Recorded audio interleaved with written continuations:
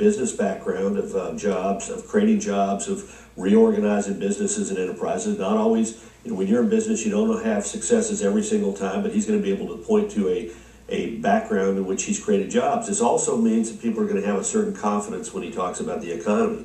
He's got a record of leadership in the private sector as well. He rescued the Winter Olympics in 2002. He's been a Republican governor in a blue state, Massachusetts, which says to Republicans they can reach outside the ranks of the Republicans and win in tough elections. Also gives him a leg up in New Hampshire, an early primary state. He's run before, as you mentioned, which actually helps you because you know some of the mistakes not to make. You don't know all the mistakes not to make, but you know some of them. And finally, he's going to have a very impressive fundraising apparatus. He's courted it, nurtured it, grown it, energized it. Yeah, and you're going to need to raise a lot of money too. Wall Street Journal last week has Romney at the top. He's a front runner.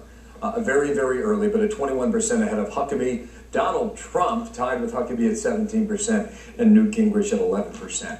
What he did not mention in his video yesterday, Karl, was the health care plan that he initiated as governor in Massachusetts. Now how does he explain that in this campaign when you know a critical part of the plan in Massachusetts was to get everybody to carry health insurance, which could be defined as the mandate that's now being debated by so many Republican governors? How does that go? Well, he's got two big challenges, and you've put your finger on the biggest, which is how to differentiate what happened in Massachusetts from what President Obama did. So far, he's got sort of a 10th Amendment defense. It says, look, Massachusetts and each state has a right to experiment on its own.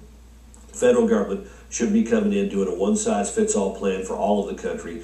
Here are the differences between Massachusetts and what Obama did to the country, and we'll see how far that goes. But it is his biggest challenge. The other challenge is he comes across sometimes as stiff and difficult to relate to people. He's clearly been working on this. This video that launched his exploratory committee. We've still got the big hoopla of the formal announcement when he becomes an official candidate, which sounds like it's going to be in 6 weeks to 8 weeks. But you'll notice in that footage on the University of New Hampshire campus, he was in casual clothing. And if you look back at the last 6 or 8 months, he's trying to make sure that he looks less like the stiff business executive and more like somebody who's casual and comfortable and that you could easily relate to. Yeah, and no